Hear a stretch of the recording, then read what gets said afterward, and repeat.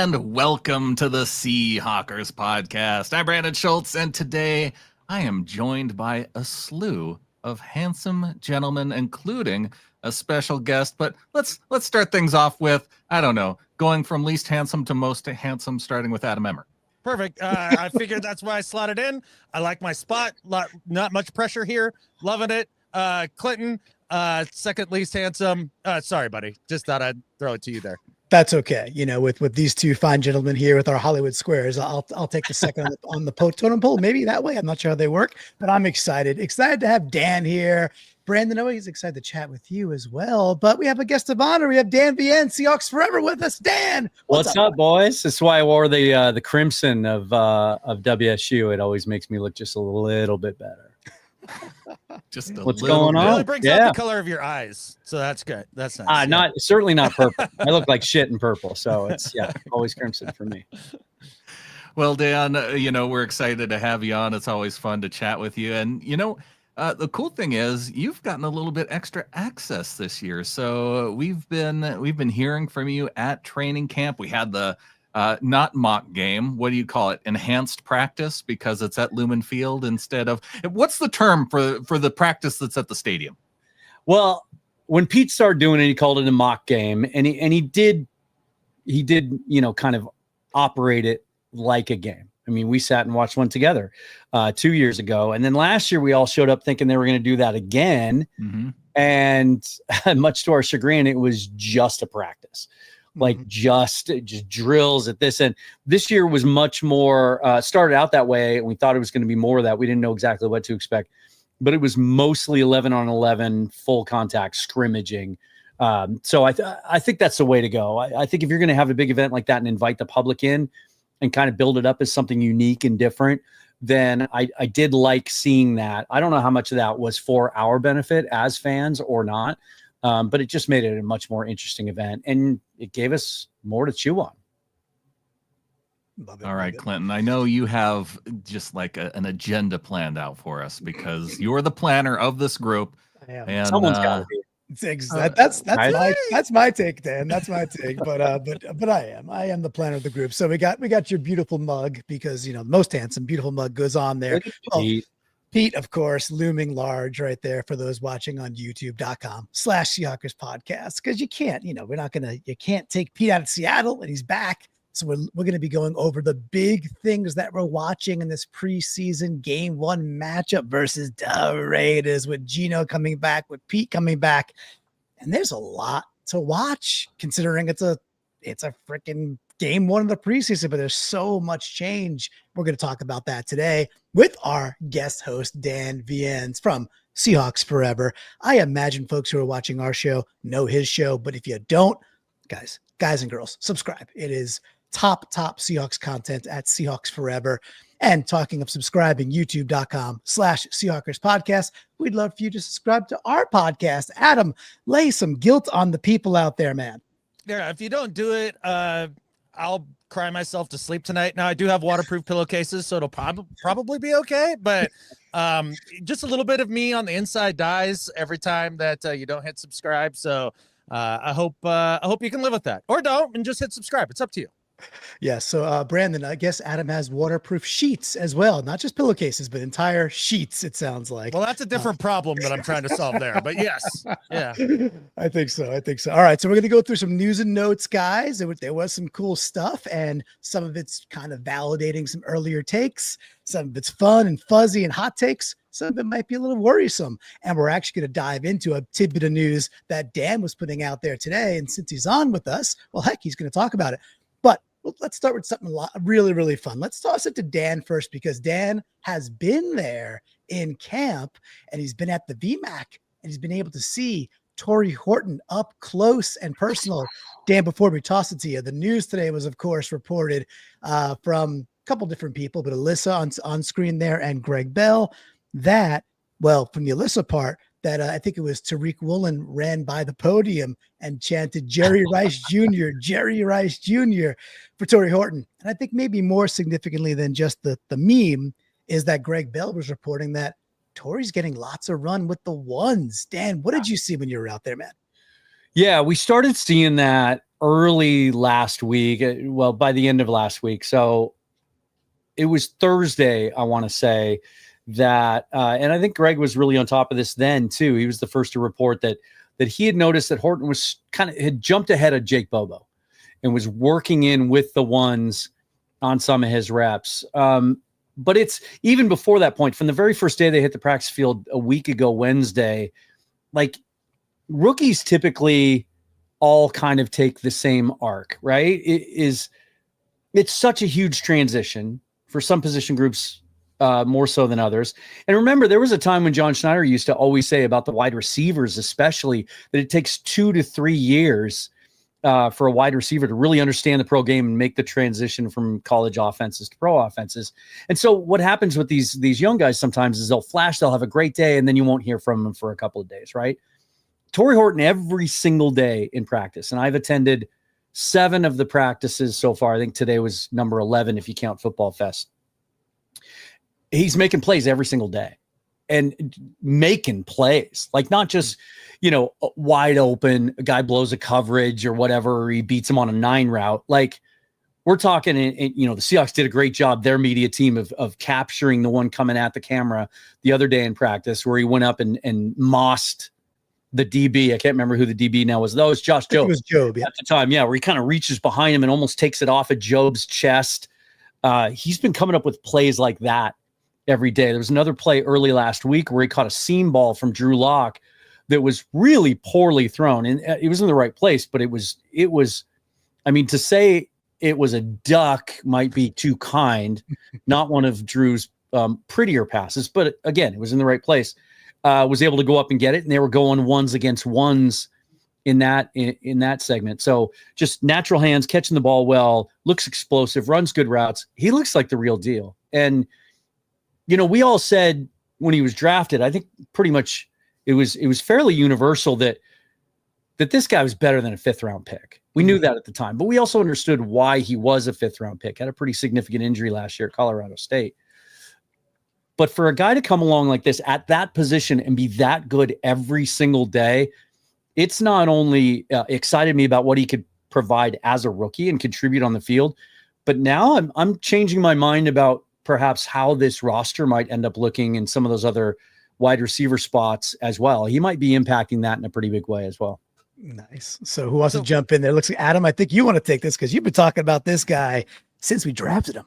Oh yeah, I've been super fired up about this pick from the jump because I just love the way the guy moves, his contested catch stuff, just all of it. And the speed is sneaky fast. It's sneaky fast. He was saying in the presser that he ran 4.41, and he's like, I was 70% there. I was 70%. Yeah, it was only 7 months removed from the surgery, I think, when he ran that.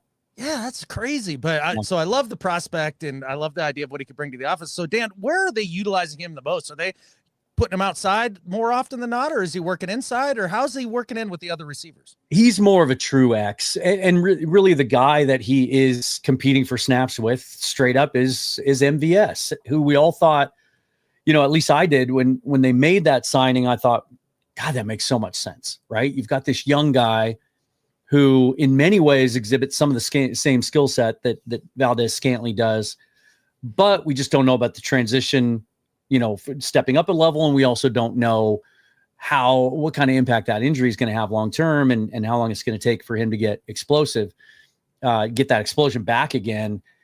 But their skill sets are redundant enough that I'm starting to wonder if MVS isn't so much of a lock for this roster. That's how good Tory Horton's been. Now, the other part of this equation too is it sure looks like he's going to be the punt returner. He's been in and working in, but he looks like the guy. At Football Fest Saturday, it was just him and Jake Bobo fielding punts, and Bobo just doesn't really seem to fit that profile as much. Makes me a little nervous. I always get nervous when you're using a guy that can be such a playmaker for you, especially one built like he is. I mean, his calves are about as big around as this Celsius can. So, that makes me nervous. But then all you have to do is turn on the tape for Colorado State, watch him return punts. And he ran, I think, 3 or 4 of them back for touchdowns. He can be really dynamic in the open field. And so that could give them an element in the punt return game we haven't seen in a while, too. Nice to see Bryce Coots tuning in, saying hello, everyone. So glad I was able to catch this show live. You guys did a live show leading up to FanFest, Dan. We did. It was so much fun. Bryce was in town. Brandon Kane from Hawks Nest was in town. Mookie from Field Goals was in town. And I'd had a chance to meet Bryce in person a couple of times. We've become legit friends over the last couple of years, but it was great to meet those other guys in person too. And we really spent most of about 3 days together doing some live shows and attending practice together. And it's so it's always great to bounce ideas off of each other, and we made some fun content together too. Dude, amazing. So we got I do see that Bryce just dropped a $20 Canadian, and that's almost as good as American money there, Bryce. So thank you very much. But that's amazing, dude. He says, yeah, well, listen, it's partially monopoly money. It's okay though, Bryce. We still love our Canadian friends. But hey, look, what a star-studded group, dude. Thank you, man. It's mighty kind, and of course we're jabbing at our Canadian brethren that we love to the north, man. That's awesome, Bryce. Very, very cool of you. I do want to say thank you to Michael Knight too, Brandon. He had a $5 super chat earlier. I know I saw you put it up on screen, and Dan was waxing about the beautifulness of Tory Horton. So, hey, Brandon. One other thing about exactly. before we move on from Tory Horton, every year, Dan, we get wide receiver hype. You can almost count on it. How is this wide receiver hype different, or is it different from previous years? Because the traits are different, the skill set's different. You know, when the Casey Williams thing was always sort of a mirage. Like, he just didn't have the explosion, didn't have the burst, just wasn't able to create separation and beat guys one-on-one. And I think there was a little bit of that with who's the other guy? Jazz Ferguson too. I got a lot of buzz a couple of years ago in camp. I think that's the difference, is guys will always stand out in preseason. We see it all around the league. Usually there's a Hard Knocks guy that'll pop too, you know, and everybody scrambles to get him in fantasy football, and then he's out of the league in 3 years. But it's that he's doing what he's doing every day in practice and in camp, but he also has the full package too. Like one of the commenters did say, I saw you put it up on the screen. If he's completely healthy next year, there's no way he gets out of day two. And Corbin Smith of Locked On Seahawks and Emerald City Spectrum the other day said on our show, he thinks he might have gotten into the end of the first round conversation, honestly. If he had another productive year last year, healthy and productive, the way he had his previous 2 seasons at Colorado State, where he was super productive, he might have been in that conversation, but he doesn't get out of day two. And that's what makes this different. We did have Michael Knight come in with a super chat. Let's get to his questions. How many receivers do we keep, guys? Because it does introduce that question of just how far do you go depth chart wise. There's a potential that, you know, I think 3 tight ends makes a lot of sense, but then you also have tight ends who are fullbacks, and then you have, of course, you have to have Jake Bobo on the roster. Like, he has to make it. So if we're talking about Marquez Valdez-Scantling potentially being on the bubble, there's a lot of receivers that we like that could potentially be on this roster bubble. Yeah. So, I mean, how many though? What did we keep last year? I don't know the number. It's usually 6. There have been years where it's 7, usually for special teams purposes. It's typically. Don't we 6. need that? Then don't we need that extra pick this year? Like, we got a fullback. We got other things happening. We got the fullback / tight end position too. Like, don't we think we probably need at least 4 or 5 right guards? Right. We need to keep 12. 3 quarterbacks, right? It's every time I've played around with the roster projection, I've been able to keep 6 receivers and borrow from other spots for those to account for a third quarterback and a fullback. Part of that is because there is some flexibility, as you mentioned, between the fullback spot and the tight end spot, and they're using that to their advantage. Because I do think, you know, especially after what you heard Mike McDonald say after practice on Saturday, we've got to find a spot for Brady Russell. He's going to make this team. Right. I think when you talk about the wide receiver group, it's not necessarily who are the 5 or 6 that we have to keep because we like them that much. But when you get down to that part of the roster, it's more about who do we think is safe? Who do we think we can get through waivers to get to the practice squad? And that's where a guy like a week ago at this time, I might have thought Steven Sims was a real favorite to make the back end of that wide receiver group because he was making plays in practice. But also, I thought he was the kick and punt return guy that maybe had the edge in that competition. But now it looks like Horton's jumped ahead of him. And so there's no spot on this roster really for a Steven Sims. So you get down to like, is it Derek Young? Is it Cody White? Right? Well, those guys, we know Cody White can get through waivers because he's made a career out of doing that. Derek Young's a little bit of a mystery, but with every passing day, he kind of starts asserting himself a little bit more and inserting himself a little bit more into that group too. And then there's the question of MVS. So the farther we get into this, I think the better I feel about if they only keep 5. But you're always going to have the 6th, 7th, and 8th guy on the practice squad you can elevate if you need to. Nice. Guys are going to move on to the next bit of news if that's a-okay. We got lots to cover tonight. So I threw this up there because we'll talk about pass catchers, and Kubiak has talked about this guy being a pass catcher out of the backfield, and that's Ken Walker, but he's out again. His foot is still a little flared up, and they're like, okay, we're just going to rest Ken, and it's okay. We're just going to rest him. And I don't know, Brandon, I've heard this story before. I don't like this story. I don't like how it ends. I like when he's on the field and healthy. So I wanted to ask where the worryometer is for all of y'all. Now it's pegged at 7, but that's just an image, folks. I didn't craft that. That's not my rating. I just took that from the interwebs. But Brandon, I don't feel comfy with him not participating. Where are you at? It's the preseason, and I am very low on the worryometer because this is a lot like on the defensive side, guys who are veterans, like they have the back tightness. Foot soreness feels a lot like back tightness. So I guess it's low for me. The idea of having Ken Walker out there, like when game 1 rolls around, I feel like he's going to be out there. Adam, where are you at this? I put myself at like a 2 just because 1 maybe just feels too low. Well, I am going to go with a 5 because to match Michael Knight's super chat there. Thank you again, buddy. It's awesome having you back. But with that said, it's at a 5, and it's a little higher than it would be for almost any other player on the roster for me, just because of the injury history and trying to keep him on the field, because health is a part of talent. And look, if he can't stay healthy, then does that mean at that point that Charbonnet is your most talented back because he tends to stay healthy? Maybe.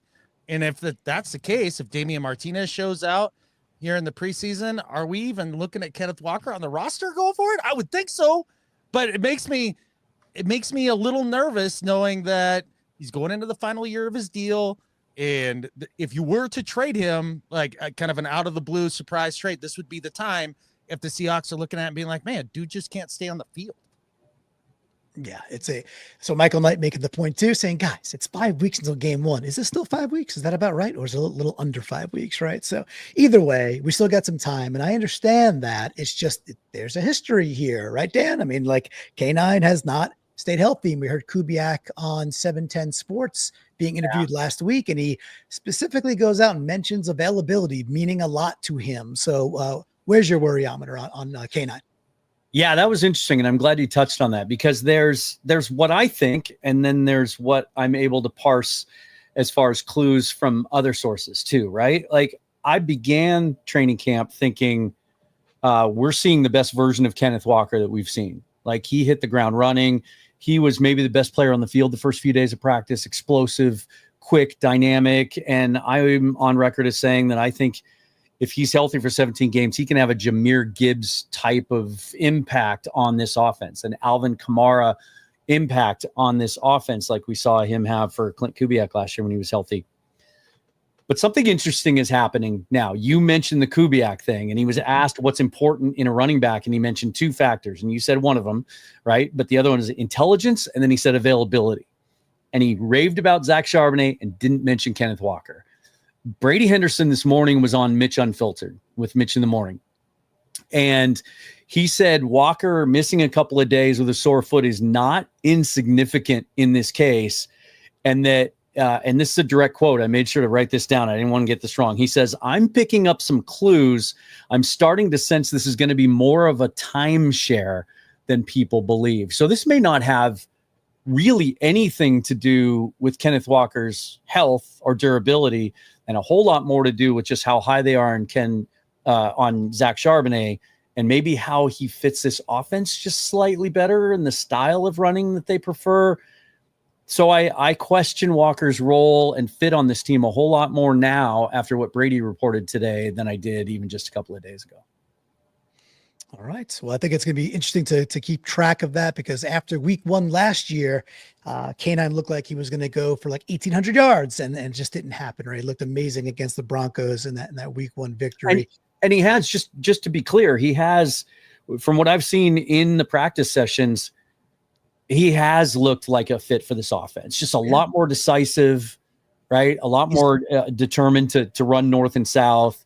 Not as much of the jitterbug and reversing his field. So we'll see. It's better to have more good running backs than not, but it also does kind of cloud the picture. Yeah, and we mentioned Damian Martinez, and we'll see. I think that's going to lead us into maybe some discussion about this Raiders game coming up too, because I'm sure we're going to get to see some of Damian. All right, we got one more topic. Dan, you had tweeted this today. I thought this was interesting. I had tweeted at you maybe a little bit later last week. We were talking about, when should we re-sign people? Should we re-sign Cross? And I was like, I'm an advocate for re-signing Cross now, and then taking a little bit of health risk on Abe and re-signing him now, because you know what you got. Lock up your 2 anchors at both tackles and build. And then this news hit today. You want to walk us through it, Dan? Yeah. Excuse me. Celsius went down the wrong way. Former Husky star Caleb McGarry re-upped in Atlanta. It's his 3rd contract, 2 years, $30 million. And it just kind of struck me that like maybe this could be the template potentially, or the range for an Abe Lucas extension. A good, not great right tackle. He's never going to be a first team All-Pro or probably wear a gold jacket, but a good, solid contributor. McGarry's a little bit older than Abe Lucas, been in the league a little bit longer, and he's been banged up. He had some injury issues too, especially early in his career. I think it was a back issue that he really struggled with at times earlier in his career, and then he found his footing. And so it struck me as like, okay, maybe this is what we're talking about, right? 2 years, $30 million, which I would do this deal in a heartbeat if I knew that the knee injury was really behind him. And that's the unknown. That's the thing that they know that we don't get to see the scans and the x-rays and the doctor's reports and all of that kind of stuff. And I think that's ultimately what's going to determine if Lucas is signed long-term enough. I have arrived at a point though, where I am convinced that it's not going to happen. I think they're going to let him play the season out. I think most of the young players that are eligible for extensions right now are in that same boat. They need to see a little bit more before they commit to a bunch of money long-term. And they're okay if that means it costs a little bit more by waiting, because other guys are going to get their deals done. I think they need to see 17 games out of Abe Lucas. They need to be sure that he can hold up over the course of a season, that he is a fit for this offense, because there's some other guys on this roster too that are a little bit younger for the most part, some guys that they like, some guys that could play right tackle. And so just another reason I don't think an extension makes sense right now. They want to see what they have, not just in Abe and if he can be healthy, but also if maybe they have the successor on the roster already. Other takes, guys? As I sit and I think about this, like I think about the Charles Cross situation, and just sign him now. Do it faster. Just hurry up and get it done, because he's at a bare minimum an average left tackle. And we're seeing how difficult it is for every team in the NFL to find a just average left tackle. Like, sure, okay, he's not Trent Williams, fine, but still, you got to go ahead and break the bank, because you need to have a guy that can at least function out there, and it's proving to be difficult to come by. So I'm curious, guys, like Dan mentioned, hey, if you'd seen the scans and you knew he was like beyond this injury, I'd sign him in a heartbeat. And, we all know with medical, nobody's ever 100% certain about anything. But let's say you looked at the scans and like your medical team comes back and they're like, yeah, 80% sure that he's pretty much beyond this. Do you re-up him now, or do you wait the season, as Dan suggests, which I think is what the Seahawks are going to do? I agree with Dan completely, and that makes some sense. I'm just curious, Brandon, what you think about that. Hey, I'm more on team sign guys like earlier, because it's generally going to cost you less. The injury concern, it does seem there, but man, just the way that Abe talks about his injury and having to work through it, it seems to me that even if it does get tweaked or something, like he seems motivated to work through these types of things. Guys, this is simple, like, stock market analysis for me on this part. It's like, there's buy low, right? And then there's sell high. And there's also buy low and hold, right? Just hold good things, buy more of good things and hold on to them for 30 years and you'll probably do okay. Abe is a good thing. And yes, there's a little bit of risk and that's why it'd be lower than it would be. But Dan, if he goes out and gives us 17 games, which we are all hoping for, and he's good to very good, which I think we all think Abe can be, man, we're talking about a probably 30 to 50% increase in his APY for next year versus what you can get him for right now. I'm fine. Roll the dice. The salary cap keeps going up. Right tackles are not getting cheaper. I'm sticking to my tweet at you, man. Resign both now. Take that money later and burn it on something else next year. Find ways to spend it next year. Well, funny thing though is when you sign a player to a contract, both sides have to agree on that contract. That's true. And so, given the injury issues, I think even if the Seahawks were motivated to sign Abe now, I'd be surprised if Abe wants to sign. Let me challenge that. Let me challenge it for quickly, real quick. There's a security issue, right? How much money has he made as a professional so far versus the guaranteed money you could put in front of him right now? And he could sit there with his accountant and whoever his finance guy is, he'd be like, look, that money over time is worth this much money if you get it today. So I don't know, man. I think he's a rookie on a rookie contract. Have you ever listened to Abe talk much or spent much time around? Yes, he's my favorite dude ever. He doesn't seem like a guy who's wishy-washy or ambivalent or indecisive. Like if he thinks he's an elite right tackle or can be if he's healthy, he's not going to take less to sign now. I think waiting on him is a risk that I'm willing to take because I do want to be sure. Because look, if he plays 17 games and it costs me a little bit more, fine. The Seahawks are top 5 cap situation moving forward in the league, then okay, let's make it a 3-year deal instead of a 2-year deal. Let's keep him around, right? Across a little different story, John Schneider has never, as much as Cam Chancellor tried, he's never extended a guy 2 years before the end of his contract. And now that they've picked up the 5th-year option on Cross, technically he has 2 years left on his deal. And I was a little surprised when Cross admitted last week that his agents had not been approached by the Seahawks. There have been no conversations yet. I think that's something on the back burner too. So I think we're just gonna have to wait a little longer to lock up our tackles.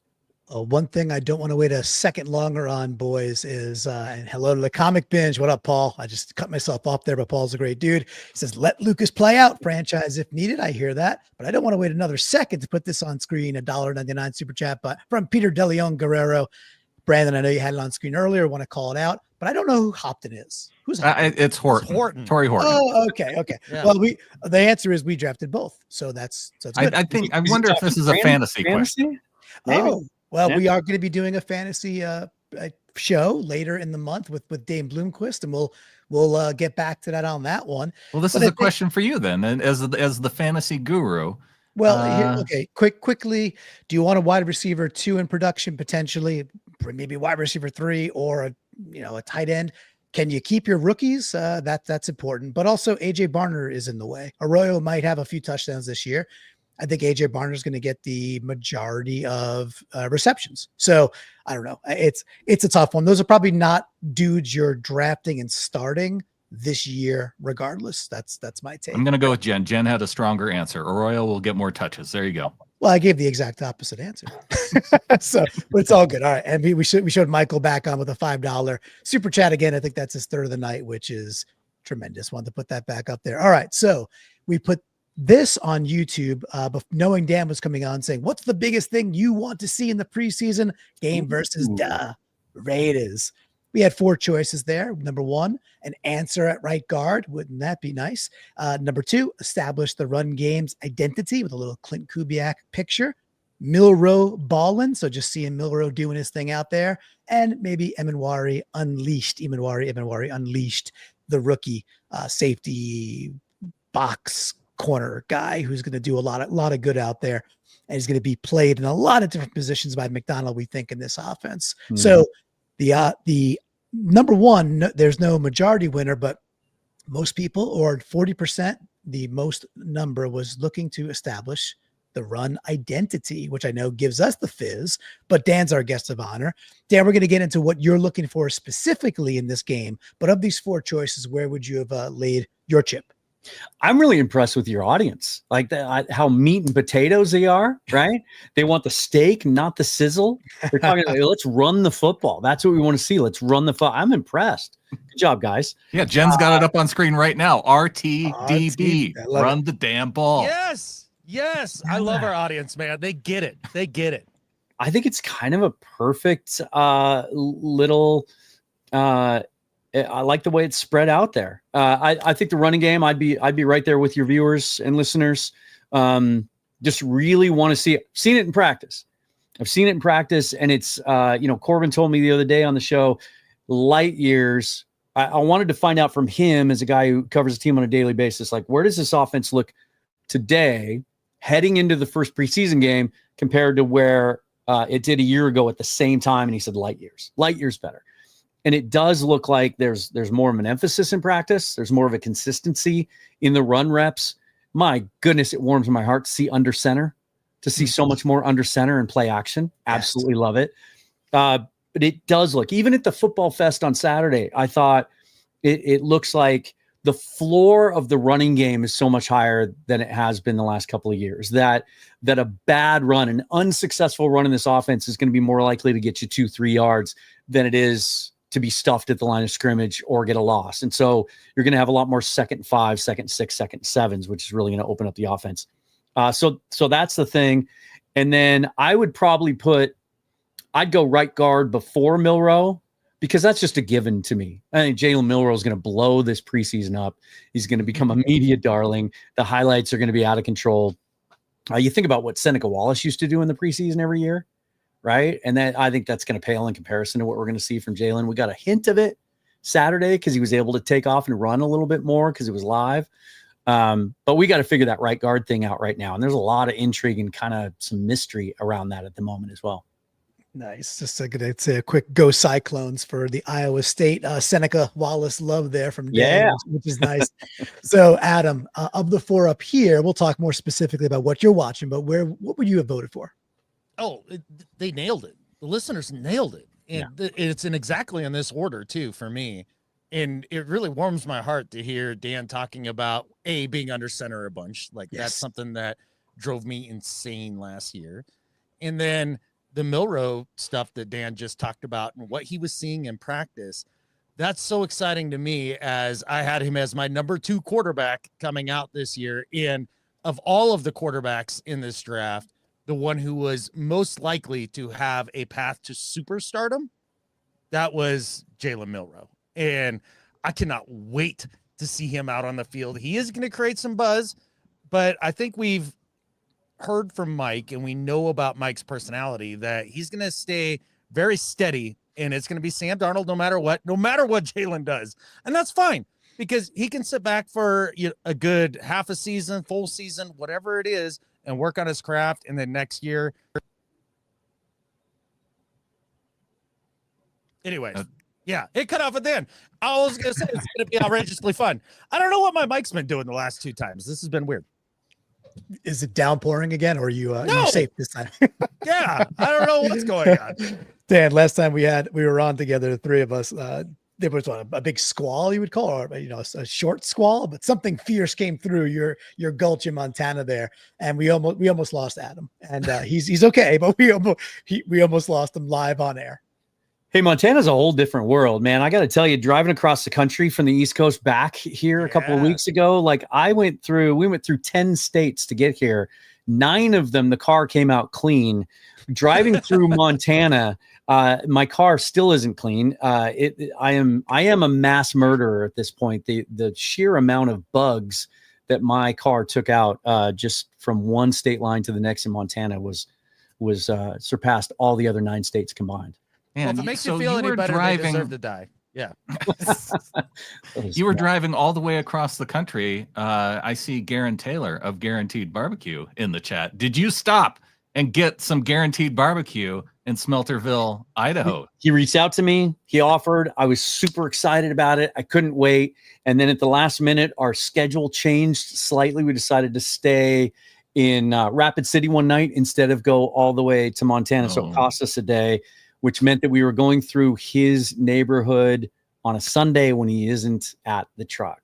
So maybe on the way back, if I head back that way anytime soon, but I was really excited about that. I'll have to take a rain check. Real quick, not as good as Guaranteed Barbecue, but Saban Scent Studio came in and said, hey, he said, damn, I'm 30 minutes late. He's like, I was getting taco smell, which I'm sure is Taco Bell. So I think the listeners want to know, what did you get? What did you get? And why was it the 3 crunchy taco supreme? No, Gordita. But let's see it. Let's see it in chat there for sure. All right. So we did a real nice job there. And thanks to everybody that voted on that. That's a lot of fun. What we're going to do now, I think, is go back to just our group talk here, because no more slides. And we're going to go around the horn, Brandon, I think, and talk about the bigger things we're watching in this game that maybe we haven't covered it. Maybe even some like the micro things we're getting excited about this game that we haven't discussed yet. So who wants to go first from the gang? Well, I didn't give my answer to the 4 up there. And so I do want to go back to the guard thing, because I'm as excited as some of those other things are. You don't have to have it up on screen. People know what we're talking about by now. On screen. But all those other things are exciting. But the thing that I most want the answer for right now is right guard. Like, I want to get that settled and out of the way. Like, maybe I'm the guy who eats his vegetables first so he can get to the good stuff on the plate. But like, I want to know who our right guard is before I can enjoy some of the excitement of seeing Tory Horton out on the field, before I get into the excitement of Jalen Milroe out on the field, and some of the excitement of Nick Emanwari. So yeah, it's maybe boring, but it's the thing that I most want answered. Love that. All right. I love the taco talk we're getting, because why not? Mr. Phil would really like this. If Phil Leidick was here, I'm sure he'll hear it later in our Discord. He is Mr. Taco Tuesday himself. He's always bringing up Taco Tuesday, so I'm sure he would love this chat. All right, then let's go. Adam, you're top left for me, bud. You got something else that you're really digging into for this matchup versus the Raiders? What are you looking forward to, or want to kind of uncover by watching this preseason game 1? Yeah, I would say defensively speaking, because Brandon talked about the offense a little bit. Defensively speaking, just the way that some of the backup defensive linemen hold up in terms of stopping the run and just being tough at the point of attack. Because if this team is going to go far this year, we don't only need Leo and the boys that we all think of at the top of mind as starters to be just really balling and being tough and being able to shut down the run game. But we need like the Mike Mose of the world and all the backups to be able to come in and rotate through and keep those guys fresh and be able to produce on those downs too. So I'm just going to be looking for some toughness on early downs from some of the backup defensive linemen. Okay. I like that one, and I'll piggyback off that because I was going to talk about some of the same thing. I think that the nose tackle situation is something that, we've all been watching all through the offseason and early camp, and I think it'll be even more of a focus now. We still haven't seen Jonathan Hankins report yet, even though Mike McDonald makes it sound like it's nothing. Anytime you're 32, 33 years old playing at that weight and you have a back issue, I would never, I'm an old guy and my back hurts every day when I wake up. I would never discount how potentially serious that could be. And so I think it puts more of a spotlight on Brandon Peely and Quentin Bohanna. And I've seen some really good things out of both those guys.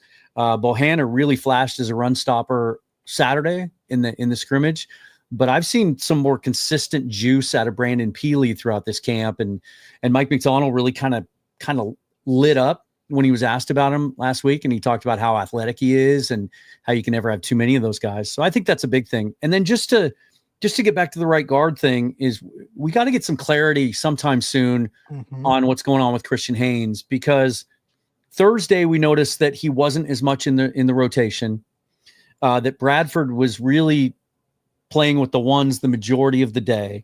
Friday, we saw more of the same. And then Friday, what was interesting is once the team portion of practice started, we didn't see Haynes at all. And Bryce was with me that day, and he noticed something, and then he noticed something else on Saturday, that he was only playing center. He wasn't playing guard. That he was only wearing one glove. It was on his left hand. He snaps with his right. And then Saturday, he was standing on the sideline, same thing. And there was even one time where he went to run in during a drill, and a coach grabbed him and held him back. He still had his helmet in his hand, so I didn't think about injury being a part. I thought maybe he was in the doghouse. But then Bryce noticed he was wearing a brace on his left side, the kind that attaches to your shoulder pad and holds your arm in place so you can't lift it too high. And he said that there's something going on there. And then McDonald said after the practice, he's nursing a sore pec. If it's just injury related, then Haynes might still be in this battle.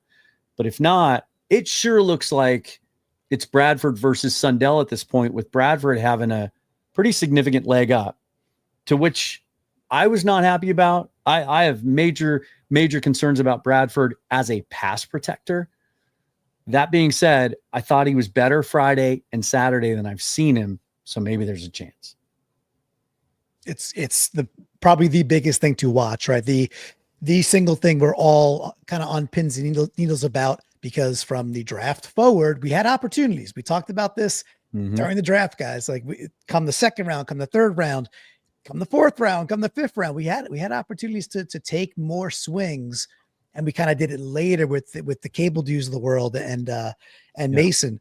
But maybe, one of those things was there were some beautiful looking Georgia players sitting there while we took other players. So we'll see how it all bounces out. Hopefully it works. It's not, I know we just saw the comment down there at the bottom. It's not over yet. Like they still are high on Christian Haynes. And I do think now, based on what we learned yesterday, it's more injury related, which I'd feel a lot better about. Sure. Rather than it being, practice habits or work ethic or something like that. But we'll see. It will be interesting to see, because he says the starters aren't going to play tomorrow.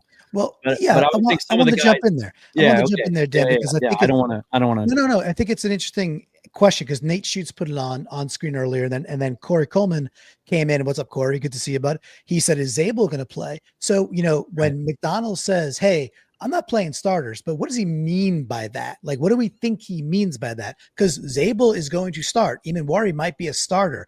We're not going to get Tory Horton might be our WR3. He might be our starter. What does he mean? Does that mean rookies? Is there an interpretation there? And Dan, do you get any knowledge of that while you were kind of hanging around the Lumen and the VMAC? Yeah, the consensus from the other reporters who cover the team seems to be that McDonald is going to go light on starters in all the preseason games, and that yesterday or Saturday was the opportunity to kind of drill some guys hard. And then the joint practice in Green Bay before the last preseason game will be another one where the ones are going to go hard.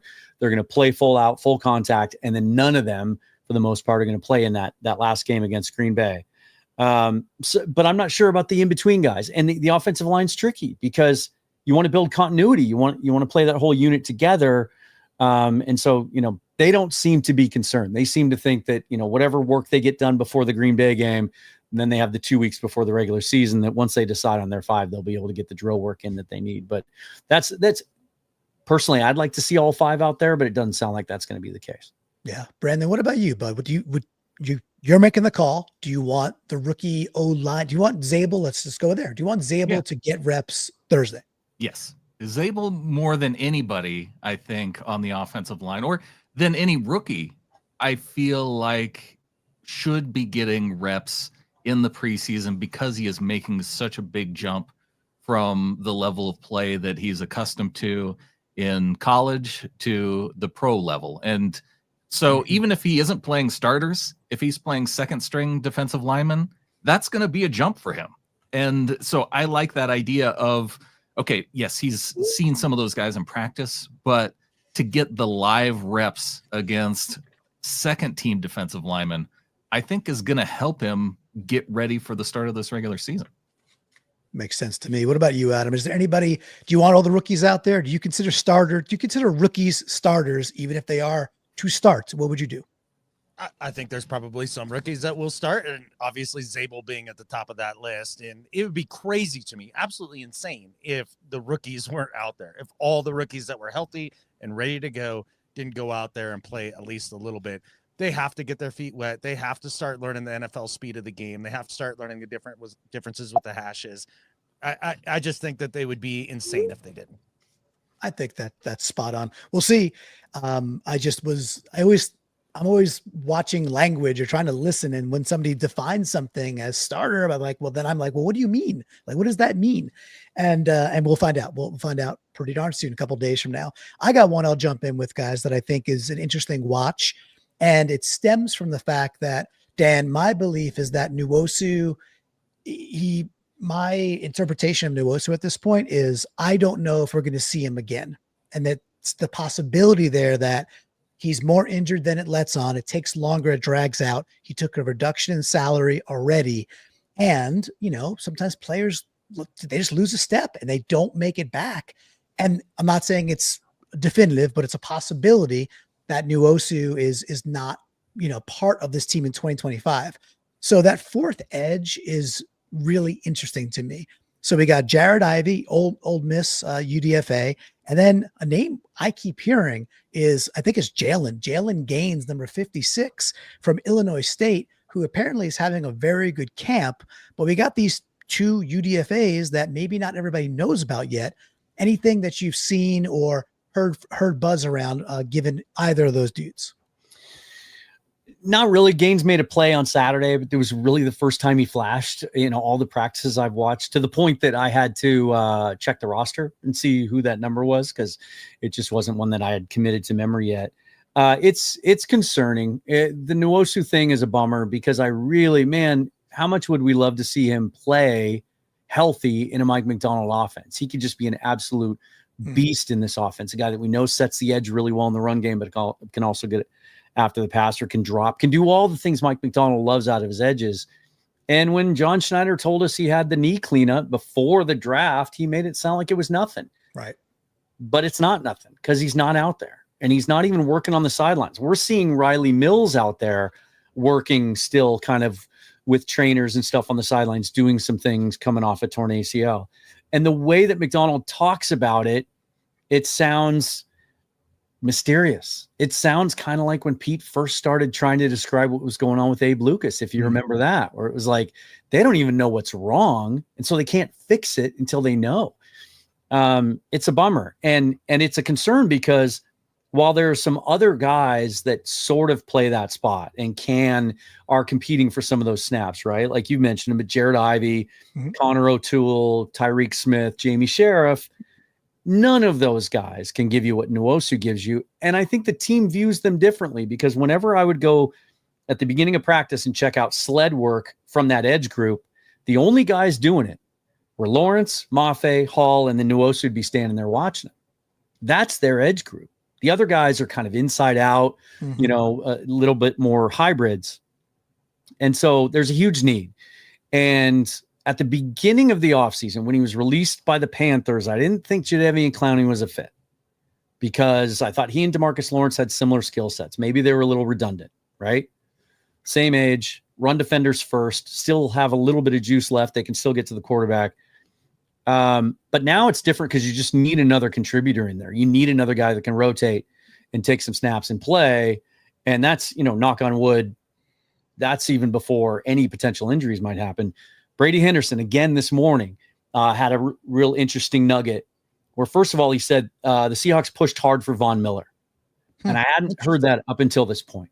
So that would indicate, A, they're open to a veteran edge, obviously, and B, they feel it's a need.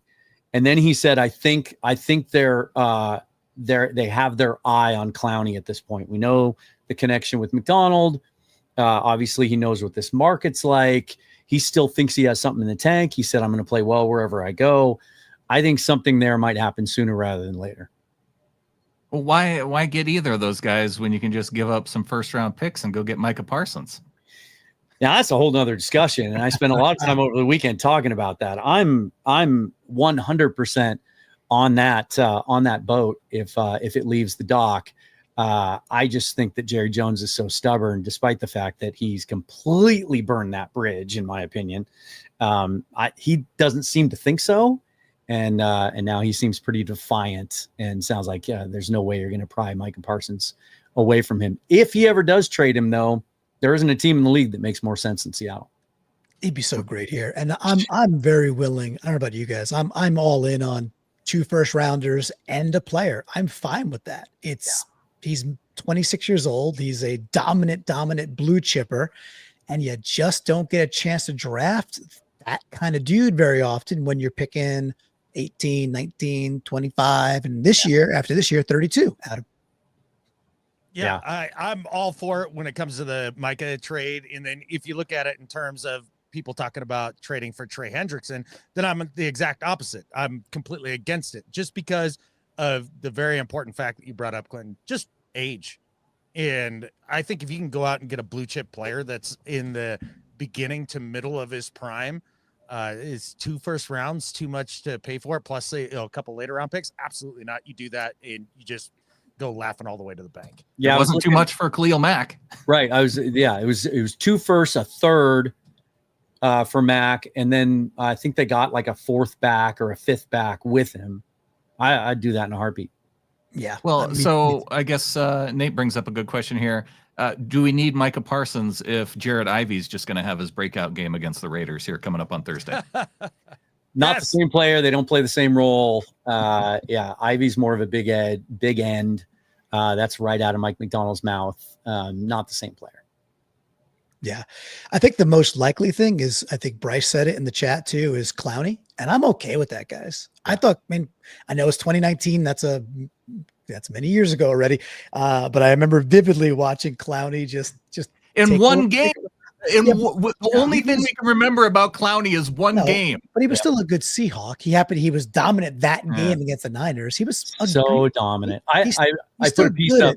He's still good at the edge, guy. He's still a good player. It's like getting DeMarcus Lawrence. You said it, Dan. Yeah. It's cool. Could I have 2 DeMarcus Lawrences? Yeah, that's cool. I'm good with that. I wrote about it on Substack today, and so I watched the highlights of that game again, and it just reminded. It was one of the most dominant 5-tackle defensive performances I've ever seen.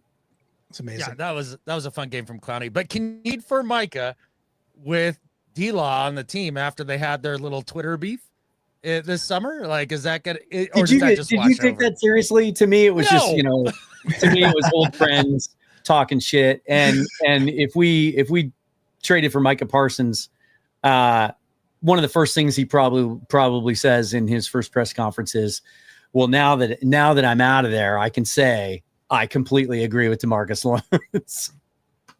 100%. Yeah, agree. Because he was just ahead of the curve. That's all right. Just speaking truths earlier. All right. So we drained that subject, I think, real nicely with help from our flock here. Well, more just to comment on the comment. Yeah. From Fabrice that I think Clowney's washed. He's gonna come really cheap. 2 years ago in Baltimore, that deal was less than $3 million. I think you're more in that range than you are the 2 years, $20 million he signed with Carolina. He's 32 years old now, coming off a productive year, but not a great year. I think he's $5 million tops if he wants to play. There's no risk there.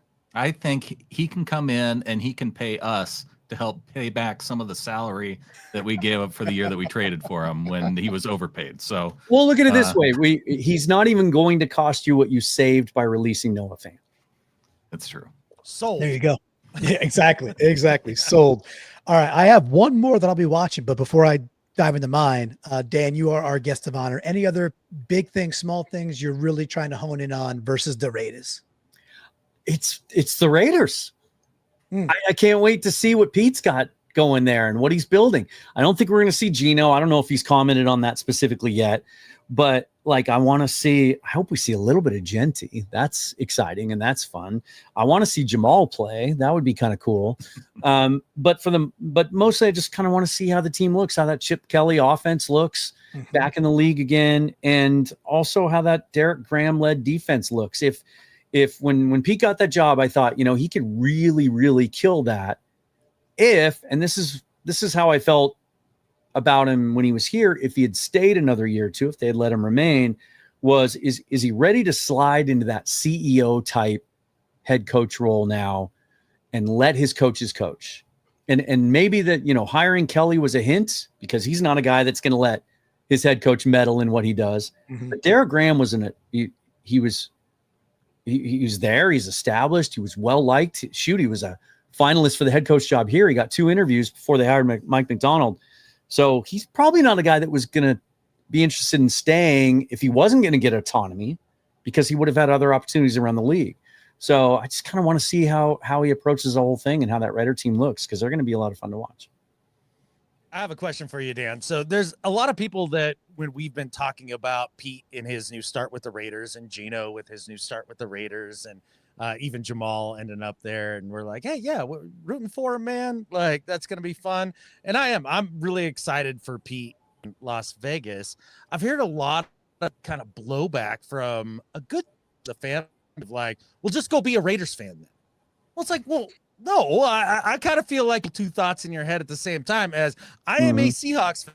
I love the Seahawks, and I loved, Gino Seahawks. Carroll is a Seahawk. Those are our dudes still, to a degree. Are you seeing that some in your comments that you're seeing on your show, or your thoughts on that whole idea of still being able to root for, but still having the Seahawks as number 1 in your heart? Like I try to be understanding of fan however you want to, right? Even if I disagree with it.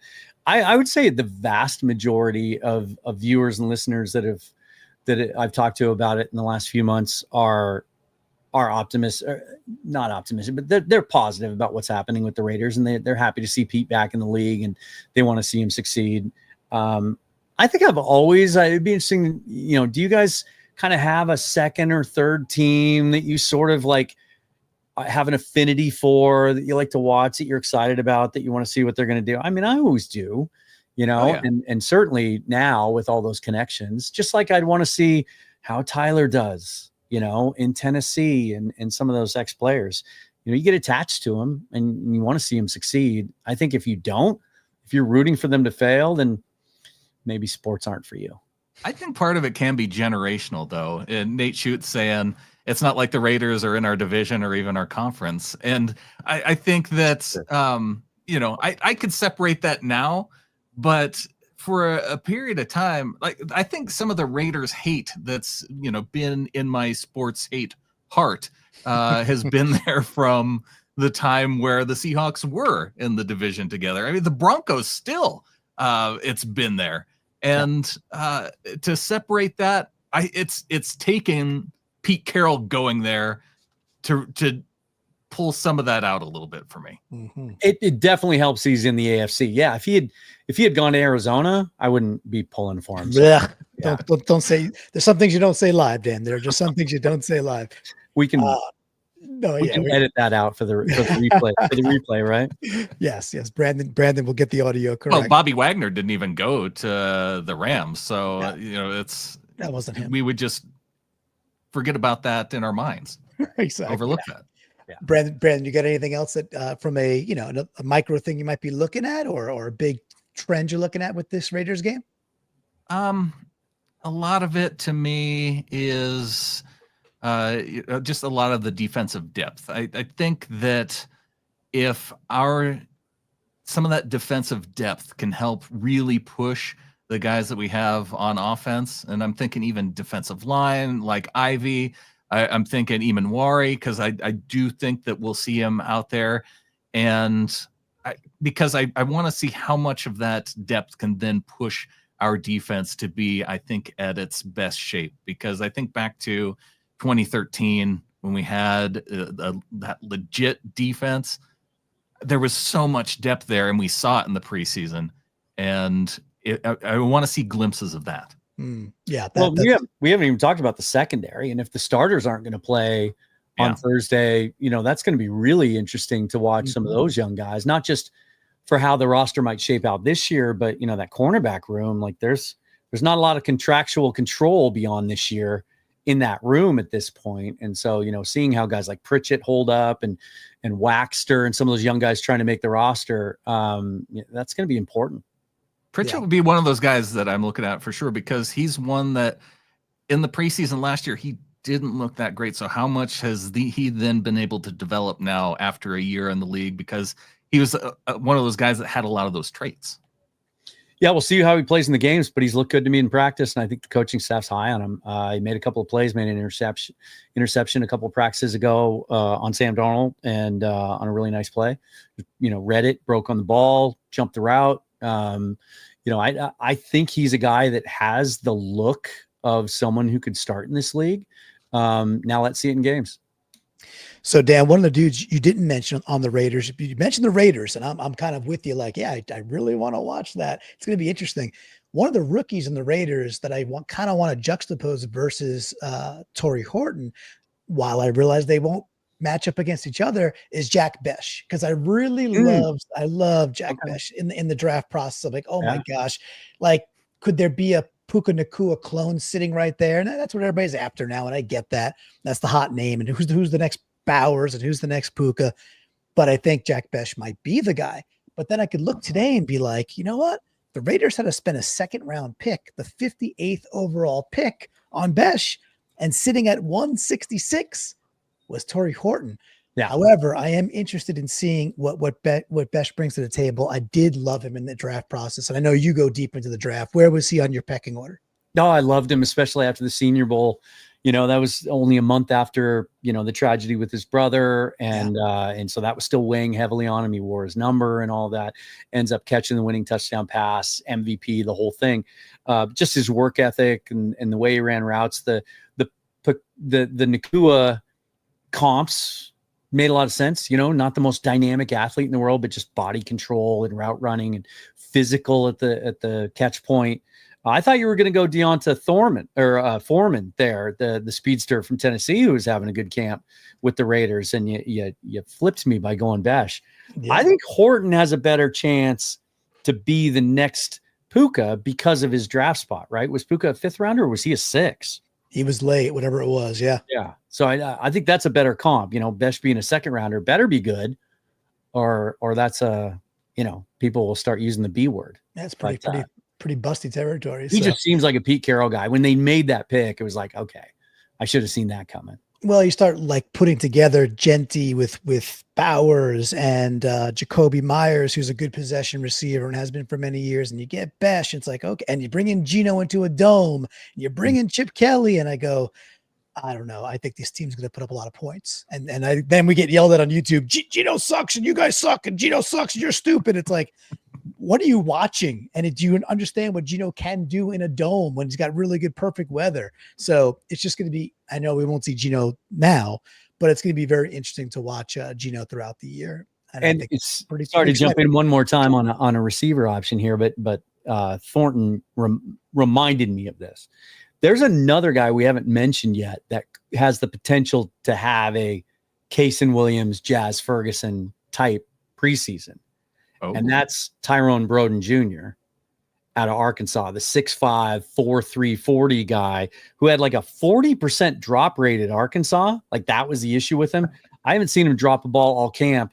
We saw him catch a touchdown in Football Fest on Saturday. He had 2 touchdowns on Friday and seems to have, in particular, a very, very good connection with Jalen Milroe. He could be a guy. I don't think he has any shot to make the 53, but a good preseason probably gets him to the practice squad. But he could have that kind of preseason that turns. He could have that Tremaine Pope type preseason. There we go. We need the guy to fall in love with during the preseason so we can really. I have another one too. To make the practice squad. Okay, hit me. Jarcadia Wright. I know that running back room is deep and he has no shot to make the 53 if there aren't any injuries, but I love the way he's built. I mean, he's really strong. He's got the great lower half, a lot of power, compact, quick. He's just one of those guys that if you're watching practice, you just see him making plays and then you realize, oh, that guy's wearing 31. Which one is he again? He's not one of the top 4. And he did some things on Saturday too. He's going to get a guy that's going to get a lot of carries and a lot of opportunities, and he could have that kind of preseason too. Hey, Dan, how big is he? How tall? I think he's 5'10", about 200. Let's see how. That's pretty much in line with every single other running back they draft, right? Yeah. Yeah, they kind of have a type. That's definitely.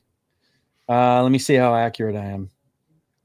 Well, I could see God, them. no. I was way wrong. Oh, Is he small? Big? 6 foot 218. Okay, wow. Okay. 6 Yeah. foot size, but that's a big dude. That's but 218 is that's a big running back, which is cool. He's Okay. quick. We'll be on the lookout for 31. That's a fun number. Excellent. No. Well, he can be a better 31 than we had before on offense. So something to look out for. DJ Dallas slander is shots fired. Shots fired. Well, come on. He went to Arizona. He's the enemy now. As long as DJ Dallas is not running the Wildcat, he was okay.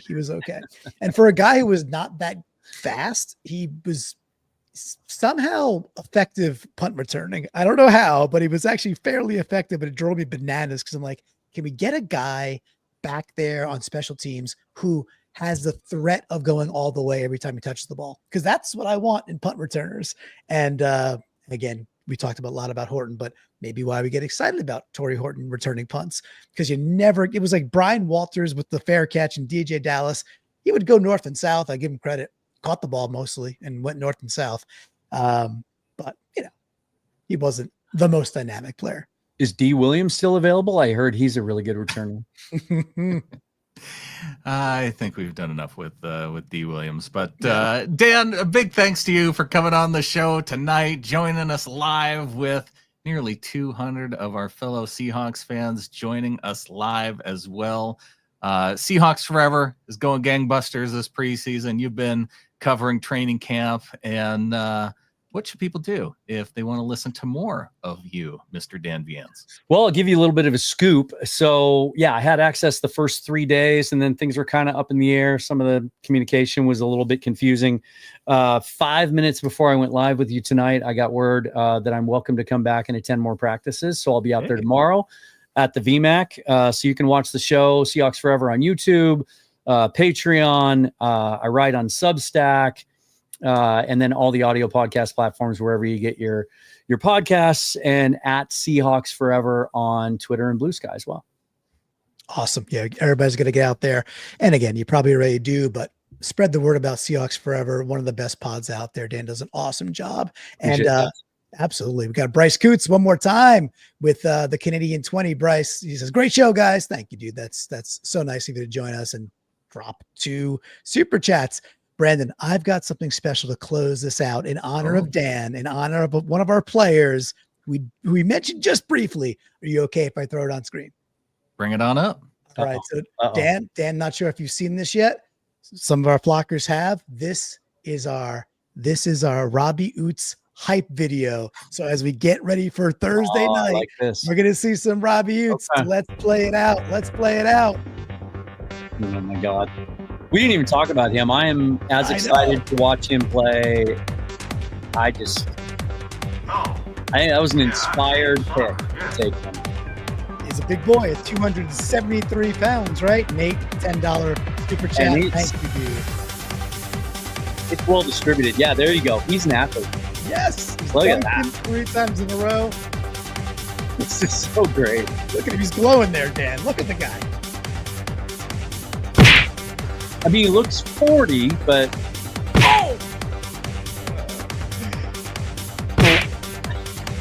$10 super chat, and then we got Dogzilla Monster. There he is. One of his 8 catches. Super chat. Thank you, dude. Thank you, Dogzilla Monster.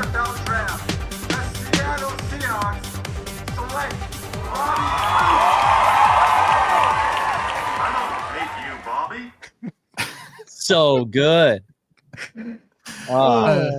Nice little way to close it out with Dan Viens. And thanks once again. Michael Knight coming in for the super chats. We got the Snail, a member of 34 months, joining the show with us tonight. We thanked Bryce. Big thanks to Peter, who also came in with a super chat. And Dogzilla Monster helping to close us out along with Nate Schutz. Thanks to all of our live producers tonight. A big thanks to Dan Viens. And gentlemen, I think with that, there's only one thing left to say. Go Hawks. Hawks.